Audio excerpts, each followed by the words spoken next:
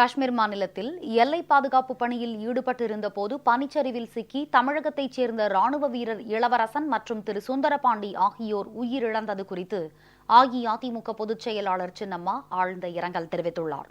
தேசத்திற்காக இன்னுயிரை தந்திருக்கும் அவர்களுக்கு கழகத்தின் சார்பில் தமது நெஞ்சம் கனத்த வீர வணக்கங்களை சமர்ப்பிப்பதாகவும் சின்னம்மா குறிப்பிட்டுள்ளார்.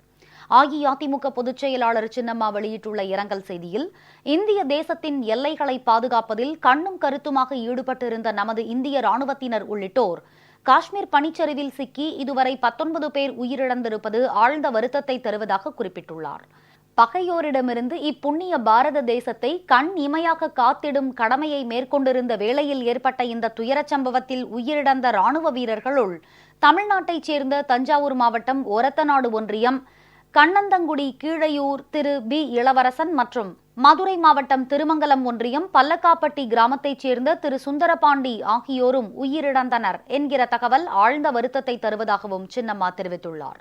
தேசத்திற்காகவே தம் இன்னுயிரையே தந்திருக்கும் அந்த தன்னிகரில்லா தடந்தோள் வீரர்களுக்கு அனைத்திந்திய அண்ணா திராவிட முன்னேற்றக் கழகத்தின் சார்பில் தமது நெஞ்சம் கனத்த வீர வணக்கங்களை சமர்ப்பிப்பதாக சின்னம்மா குறிப்பிட்டுள்ளார்.